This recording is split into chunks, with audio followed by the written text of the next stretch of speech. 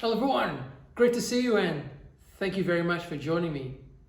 So I've created a few tutorials here on the topic of Imperial Japan's diplomatic initiatives from January 1945 up to August 1945. These are both official and unofficial. So the first tutorial we'll look at is the magic transcripts that were recently declassified in the US National Archives, and this will reveal high-level official Japanese efforts at trying to find a way out of this very destructive war through possible mediation with the USSR at the time. And later on we'll be looking at some OSS reports. These are more unofficial efforts at trying to seek a route out of this very destructive war in which it found itself in 1945. So this raises the question, was there actually a diplomatic alternative open to the US leadership at the time in engaging with these official peace initiatives and also unofficial peace initiatives that these magic documents and OSS reports actually reveal now? Awesome. Thank you very much for listening to me, and I hope you do enjoy these next few tutorials. As always, take care and stay awesome.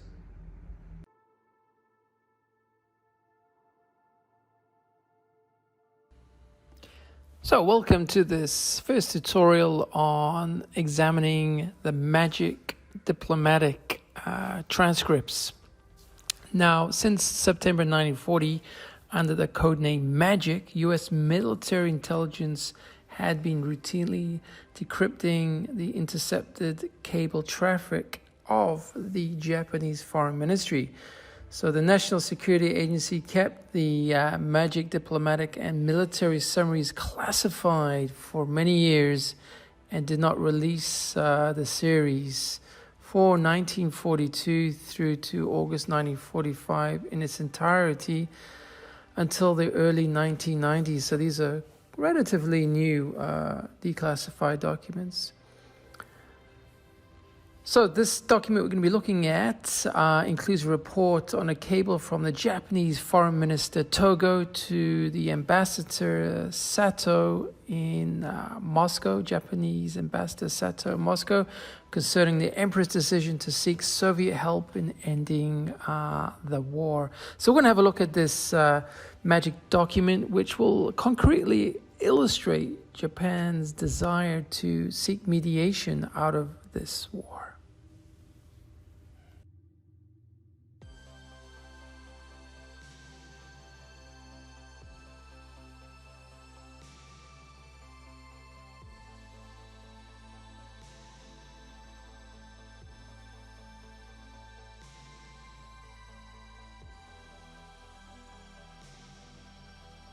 By looking at this document, this magic diplomatic summary dated the 12th of July 1945, this document actually is very, very revealing in showing Imperial Japan's clear intentions to ending this war.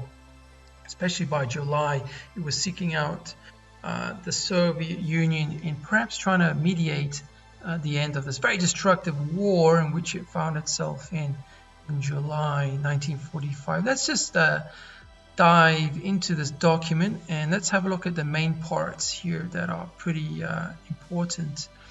If we look at the heading where it says military and one, let's have a look at this then. It says Japanese peace move. So on the 11th of July, Foreign Minister Togo sent the following extremely urgent message to Ambassador Sato. So once again, Ambassador Sato was the Japanese ambassador to the Soviet Union at the time. And it reads, "We are now secretly giving consideration to the termination of the war because of pressing situation which confronts Japan." So we are now secretly giving consideration to the termination of the war because of the pressing situation which confronts Japan, both at home and abroad. Therefore, when you have your interview with Molotov, who was the Soviet Union's foreign minister at the time, in accordance with the previous instructions, you should not only confine yourself to the objective of a reapproachment between Russia and Japan, but you should also sound him out on the extent to which it is possible to make use of Russia in ending the war. Okay, so I feel this is really central in the argument that Imperial Japan was seeking a way out of the war, especially by July 1945, in using the Soviet Union perhaps as a mediator between the United States and Japan.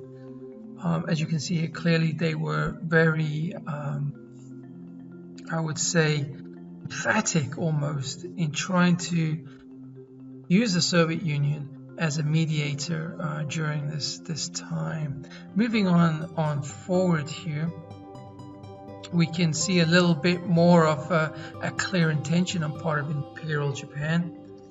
And we'll just scroll down a little bit more here. This is quite revealing as well, looking at the second paragraph where it says, "We would like to know the views of the Russian government on this subject with all haste." This is obviously referring to the rapprochement. Furthermore, the Imperial Court is tremendously interested in this matter.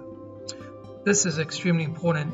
Imperial Court, obviously referring to Emperor Hirohito, who was seen as a godlike figure at the time, the highest authority in Japan. So he was behind this potential rapprochement, using the Soviet Union perhaps to mediate the end of the war there.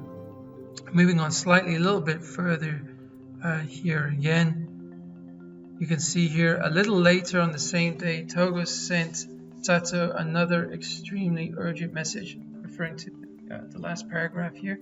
So another message was sent during the same day, right? So this is a second message, and it was relating to the following. I'll just read this out. It's in quotation marks. So, despite the last statement in my previous message, it would appear suitable to make clear to the Russians our general attitude with regard to the termination of the war. Therefore, please tell them that we consider the maintenance of peace in East Asia to be one aspect of the maintenance of world peace. Accordingly, Japan, as a proposal for ending the war, and because of her concern for the establishment and maintenance of lasting peace, absolutely no idea of annexing or holding the territories which she occupied during the war. So I feel this is really important section to highlight here, because not only has this potential mediation to ending the war through the Soviet Union being backed by the Imperial House, so Emperor Hirohito, and it's a high level kind of, I would say, dialogue going on here between the foreign minister of Japan and the Japanese ambassador in the Soviet Union, to try to get across to the Soviet Union, the Soviet foreign minister Molotov there, in trying to accept Japan's initiative here, or peace proposal, in being a mediator ending the war. But also, if you look here, it's saying that it's willing to give up its territories that it has annexed, and it's not going to hold on to any of the territories which it occupied during the war. I'll just read this point out. Has absolutely no idea of annexing or holding the territories which she occupied during the war. So I feel this is very revealing and really does help shore up the argument and make it concrete that there was a clear intention here, part of Japan, especially in July, through this high-level official communication between the foreign minister of Japan and in the Soviet Union here, in trying to find a way out of this war. And once again, do remember, this is all decoded by magic, and all this information was passed up through the leadership hierarchy of the United States. So President Truman was well aware of this cable, and he knew the intentions there on Japan in trying to find a way out of this war.